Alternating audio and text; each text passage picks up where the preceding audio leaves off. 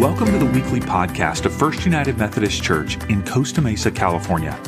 Founded in 1912, the church gathers on Sundays at 10 a.m., and we invite you to join us anytime. For more information, visit our website, costamesafirst.umc.com, or connect with us on Facebook, Instagram, or Twitter.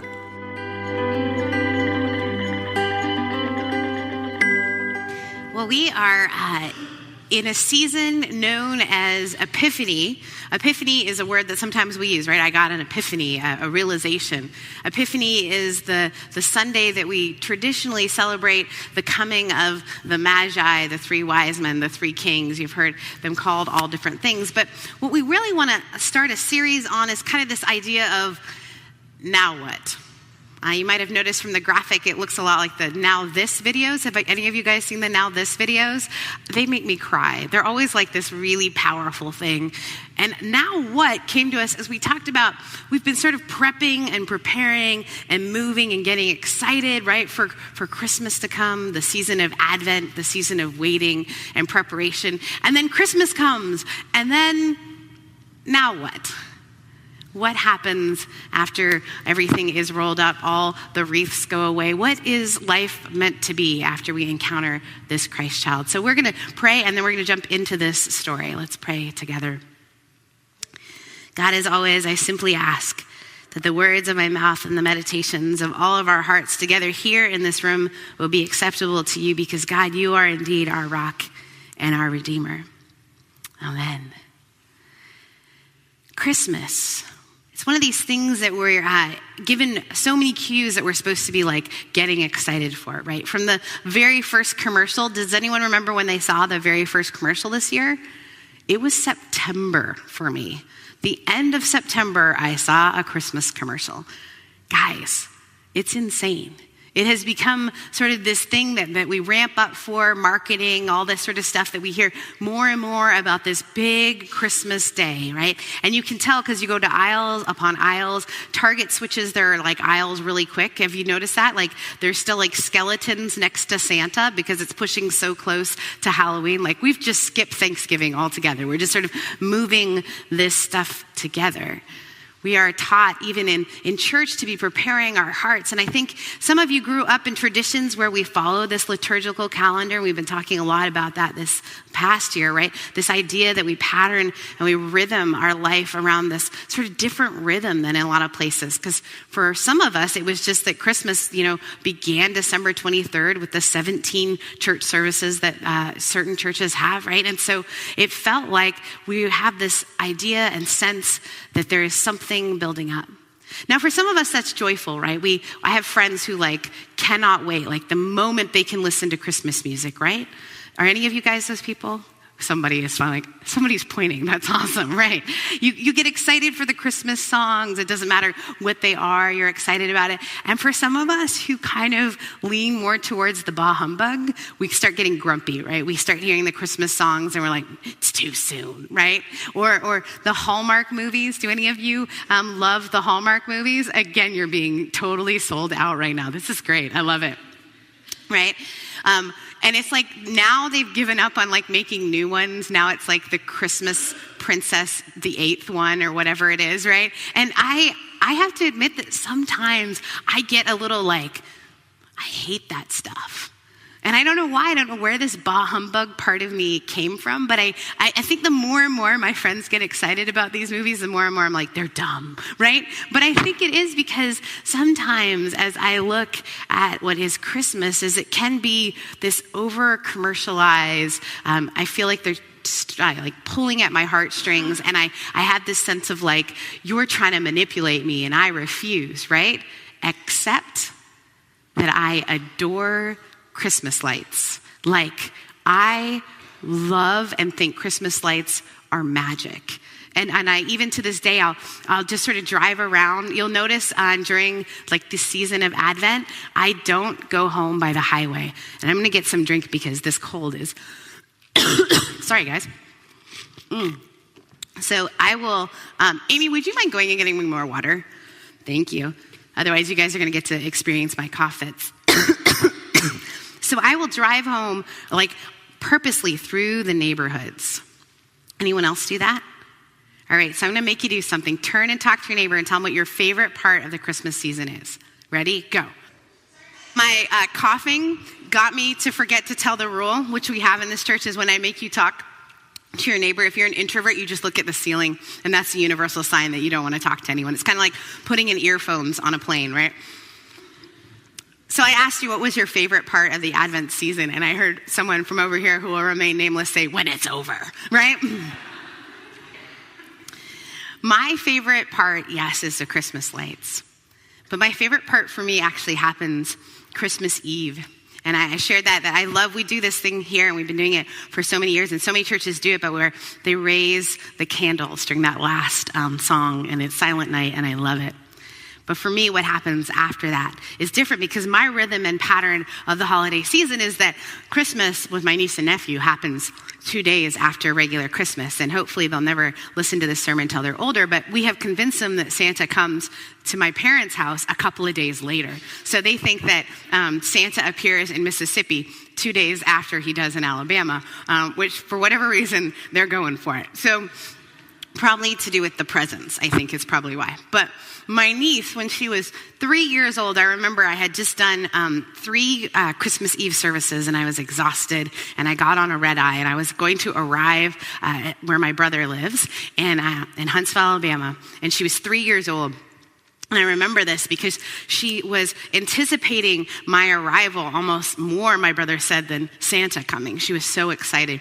And she had on footy pajamas, and she was in the airport waiting for me to come through the door. And anyone that would come through that she thought was me, she would get excited. And I have to picture a little girl in footy pajamas with her new Barbie that had wings, because for whatever reason, Barbie had wings that year.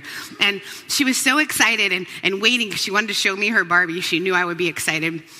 And she kept, every time she saw someone, and the anticipation that she had for this was incredible, to the point where everybody in the airport lounge is staring at this little beautiful blonde-headed thing that is so excited. And then all of a sudden she gets a glimpse of me and she yells, "She's here!"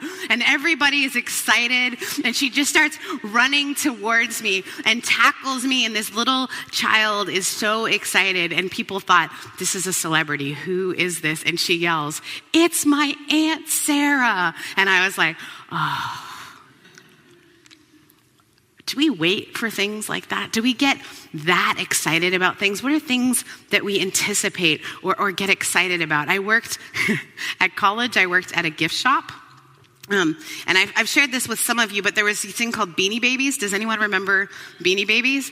The weirdest thing, somehow marketing convinced us that these little stuffed animals were worth a lot of money.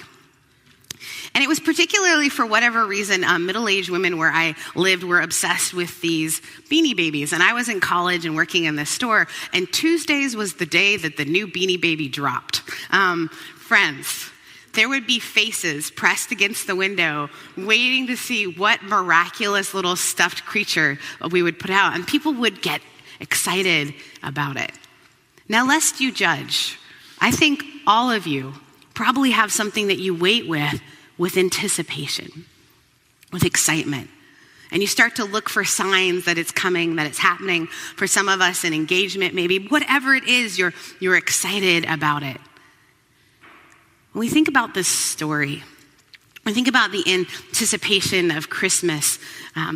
This Christmas, I was sitting in a backyard with my friend and her birthday, and my one friend was saying that Christmas to him, he's like, I don't get it. It's such a, and all these people, by the way, all work in the Christian industry in some sense, in some form. And he happens to be a musician, and he was saying, I don't really get the excitement people get over Christmas. By lunchtime, I'm just disappointed. And our friend's 10-year-old daughter had been out there with us, and she said, it sounds to me like you're talking about the present and not the presents. And we're all like, what? And he looked at her and he was like, that is a really good point. She said, for me, I love Christmas because not just the presents, but even after all of that is unwrapped, I like to be with everybody. The anticipation, the buildup, it's great, but many of us feel like my friend who at lunchtime says he just feels this kind of let down feeling, right? Hallmark goes back to showing whatever they show during the rest of the year. I have no idea, right? So we come to Epiphany, And it might be odd to you to be in a church that keeps their decorations up past, but really it is about celebrating not just the fact that when Jesus was born, that was the big moment, it's what comes after. And for all of us, these big moments in our lives, we kind of, what comes after the now what? There were a people who were waiting for a savior, a Messiah, a king. And we know that all kinds of people were looking for different signs and different meanings. And so when we hear the story of the star, lots of different scholars have tried to figure out what was the star that the wise men or the magi were following. Some have said it was Halley's Comet, which is probably unlikely. But there is a really interesting thing that happened right around, I think, 3 BC, or AD, which is that Jupiter and Saturn were in the same area. And Saturn represented the Jewish people, and Jupiter was the idea of a king or a god. And so when these two were aligned, those who were following stars and sort of maybe this was a sign for them then, that there was a king of the Jews born. And this would have made more sense because every time a king or a ruler was born, they would later claim that some sort of star has shown up to make sure that they were a celestial being, that they were divine, that they had been appointed to this position. And it's really interesting if you watch all these things. And how I've learned about a lot of this is, I'm going to give you a secret about my mom. She loves Ancient Aliens. Anyone else watch this show? I hope she doesn't, I don't think she really believes it, but they talk a lot about this idea of the stars aligning and all these things showing up. By the way, if you haven't watched the show, it's great. There's this one guy whose theory is always it's aliens. Doesn't matter what it is, it's aliens. And he says it with such a profound way. And I think my mom has a crush on him. His name's Giorgio, by the way. But we look at these stars and this alignment, and we hear this story. But I don't want us to miss how some people were hearing it. Herod, who ends up not being the Herod that actually will rule while Jesus is around, this is actually his father. This Herod, he was put into rule over the Jews, although he himself traditionally was not from Jewish background, but had sort of been brought in to rule the Jews. He knew and had heard and had been prophesied that someone from the Davidic line was going to come and take over. And so when he hears about this idea of Christ's birth, he's like some of us as we hear about Christmas. He's not looking forward to this moment. Because as we've talked about before, kingdoms tended to end really bloodily. And new rulers were put in not so nice ways. And so he's nervous about who's going to come in. And yet there are these 3 wise men. What do we do with this story? Magi, the word magi, by the way, where did we get 3 from? Anyone know? It's just tradition. It's not in there. It says wise men. And we know it's more than one because magi, the Greek word, is in plural. And so we know there's more than one. Who are they? Many people think they're Zoroastrians, which is a really hard word to say. Zoroastrians, who were believers. It's one of the oldest religions. And they believed, are you ready, that a king would show up guided by a star. The person who they had as their main prophet was born to a virgin who was 15 and later would do ministry after being tempted by the evil one. Does it sound familiar? So they are looking for the next leader. They are prepping their hearts. Now, if you can imagine preparing or getting excited about something, can you imagine if Anna waiting for me to show up, if I had shown up and she was like, oh, it's you, right? You're not what I was expecting.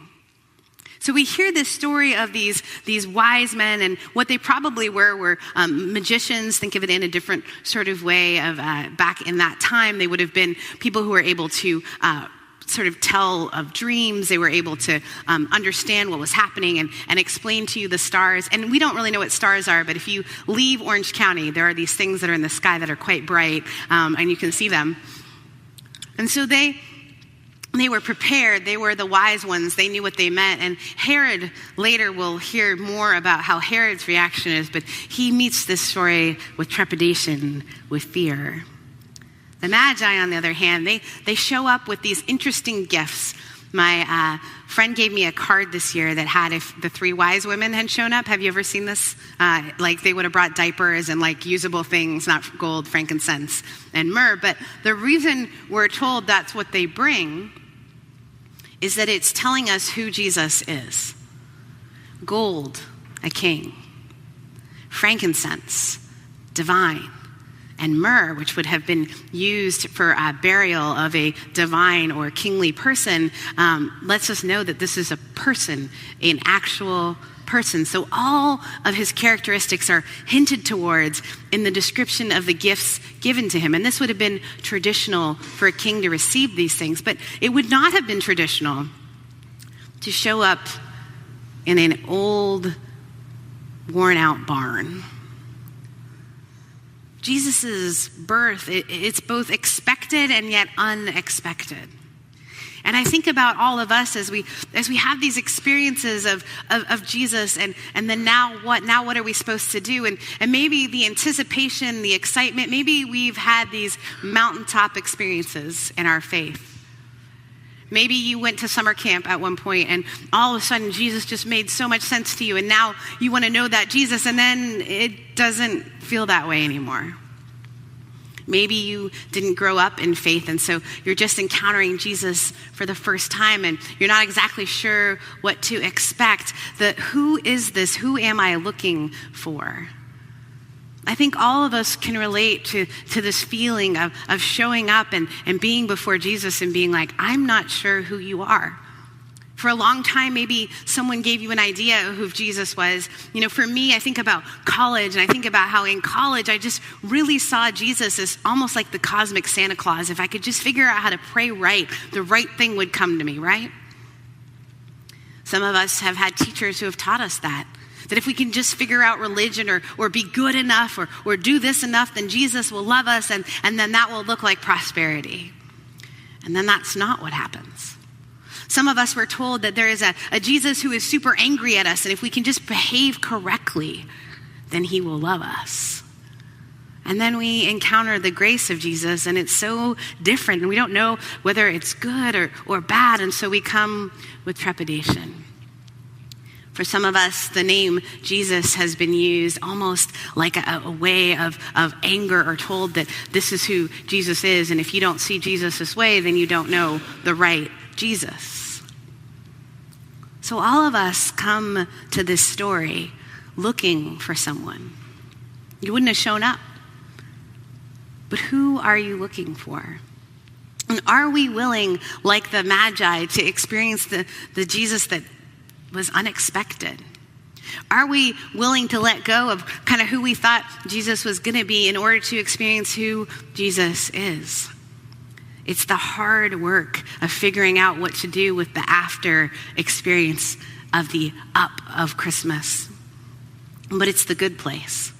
It's in knowing the real Jesus. It's in encountering these moments of transformation that our own faith and lives are altered and changed. Friends, it is so fun to be entering a new year. And my prayer for all of us as we do this together is that we will discover who Jesus is and that we'll leave different and we'll go home by a different path. It isn't always easy, but it's always disruptive when we encounter Jesus. Long ago, there were disciples who really thought they knew who Jesus was going to be. Some of them thought, this is the guy. He's going to take over. It's going to be great. We're going to be empowered. And even as Jesus is explaining to them, like, hey, I'm going to have to suffer and die, they're like, yeah, but which one of us is going to sit at your right hand? They kind of missed the point.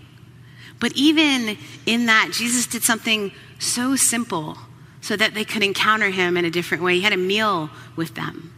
So we're going to have that meal together today as a reminder, as a participation in that. We're going to take the Lord's Supper or communion. I do want to remind you that there's antibacterial stuff up there, so you won't get this. What we're going to do is offer you simply a piece of bread in which you just dip into, it is grape juice, as a reminder of the body and blood of Christ.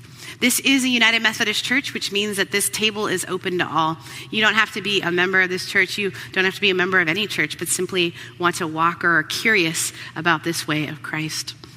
And we want to let you know, too, that we really believe in kind of being inclusive into this. And so the bread itself is, and I'm going to try to get this right, soy-free, dairy-free, vegan, gluten-free, and I think that's it. It's free of all things that are not good. So if you have an allergy, we want to let you know that we can provide for you in that. And so we're going to do a liturgy that has been done in our tradition for many, many years. And you can follow along with the screen as we enter into this time.